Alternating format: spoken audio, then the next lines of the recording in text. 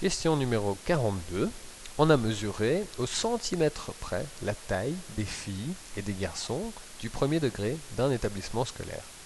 Les diagrammes ci-dessous montrent la répartition de ces tailles.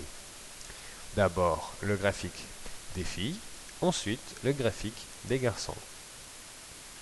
On peut à chaque fois observer qu'en ordonnée, on a le nombre d'élèves et en abscisse, on a les tailles de ceux-ci, dans les deux cas. On doit tourner la page parce que ça, ce n'est que les diagrammes de répartition de taille, donc il n'y a pas encore de questions.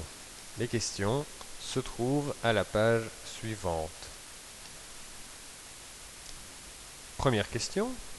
Dans les diagrammes, les tailles sont exprimées en centimètres. Justifie que c'est une fille qui a la plus petite taille.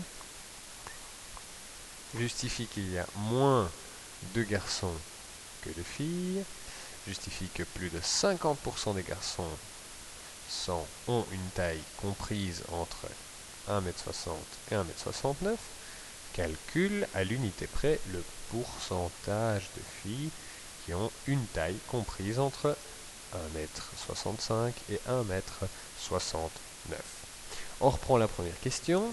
Donc justifie que c'est une fille qui a le plus petite taille. On revient vers les chiffres, les tableaux, les diagrammes. Alors, sur le diagramme des filles, on peut remarquer que là où les filles les plus petites, évidemment, se trouvent à gauche ici, plus on se trouve à gauche sur cet axe, plus petit on est. Et ici, on a deux filles de la taille comprise entre 1,45 m et 1,49 m, 149.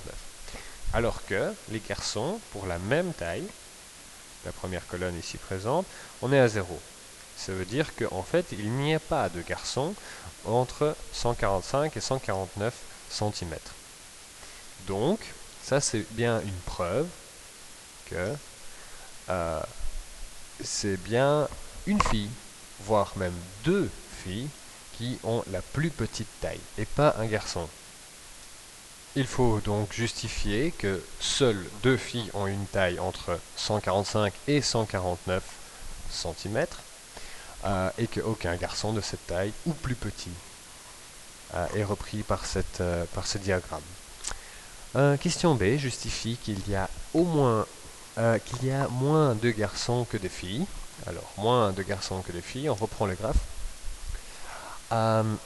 Pour le savoir, il n'y a pas 36 000 solutions. On doit calculer le nombre total qu'il y a de filles et le nombre total de garçons afin de vérifier si cette affirmation est fausse ou vraie.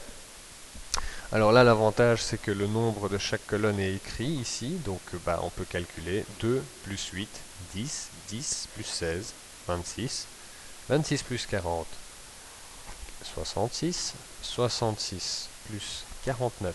Attention, ça se complexe. Peut-être qu'il faut utiliser une calculatrice pour ne pas se tromper. 66 plus 49, on est à 115.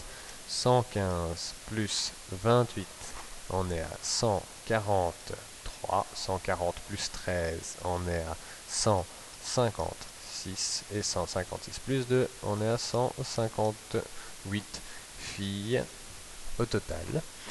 Et maintenant, on fait exactement la même chose avec les garçons. 5 plus 15, 20. 20 plus 28, 48. 48 plus 46, 94. 94 plus 17, on est à 111. 111 plus 21, on est à 132. 32 plus 6 plus 2, plus 8, égale 140. De nouveau, vous aurez pu le faire à la calculette. Donc là, on peut clairement voir que, étant donné qu'il n'y a que 140 garçons et qu'il y a 158 filles, il y a plus de filles. Alors, on revient vers la question et on justifie. Donc, la question c'était, il y a moins de garçons que de filles. Donc ça s'est avéré d'être vrai. Il faut plus qu'écrire la justification. Donc c'est la somme que je vous ai présentée juste avant. Je vais la réécrire.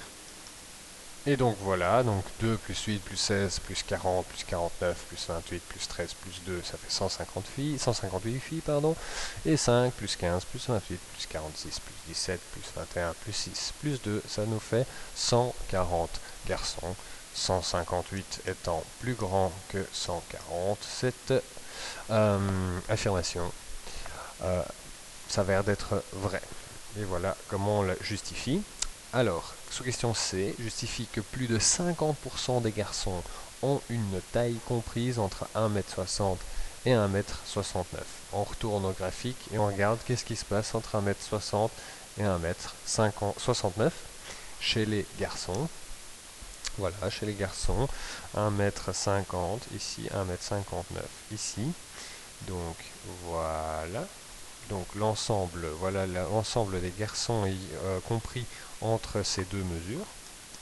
Oula, je pense que je me suis trompé. 2 petites secondes, on revient. Ah oui, c'est 1m60 et 1m69, alors que moi j'ai pris 50 et 59. Donc pardon, on revient.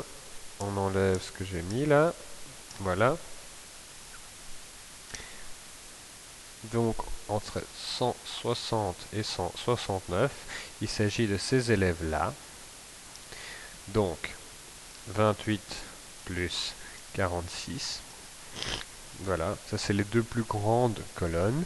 Et ce qu'on nous demande, c'est par rapport à le nombre total, qui est 140, est-ce qu'on est à plus de la moitié?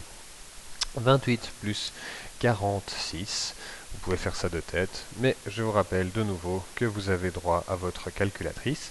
Eh bien, ça nous fait 74. Or, 74, c'est bien plus de la moitié de 140. La moitié de 140, divisé par 2, égale 70. 70, plus petit que 74. Donc, 74, c'est plus de 50%. On revient vers la question, on la relit. Donc, il faut justifier que 50% des garçons ont une taille comprise entre 1,6 et 1,69 mètres. Donc, on va écrire la justification. Et la voici. Comme j'ai dit tout à l'heure, 28 garçons, plus 46 garçons, un total de 74 garçons. Or, on sait qu'au total, il y a 140 garçons. On divise 74 par 140 et on obtient 0,528, ce qui, en pourcent, nous donne 52,8%. 52,8% est bien plus grand que 50. Et voilà, notre justification est terminée. Dernière sous-question. Calcule, à l'unité près, le pourcentage, attention, des filles qui ont une taille comprise entre 1m65 et 1m69. On revient vers les graphiques. Donc, cette fois-ci, je ne me trompe pas, c'est 1m65 et 169 chez les filles, c'est ici. Voilà, 1m50, 65 et 69. Il y a donc 49 filles dans cette catégorie-là sur un total de 158. On va pouvoir faire cette division. 49 divisé par 158, ça nous donne 0,31, ce qui veut dire 31%. Il suffit donc maintenant plus que de recopier la justification à la bonne place. 49, donc ça c'est le nombre de filles comprises entre 1m65 et 1m69, divisé par le nombre total de filles pour obtenir le pourcentage de filles, et on obtient 0,31, converti en 31%.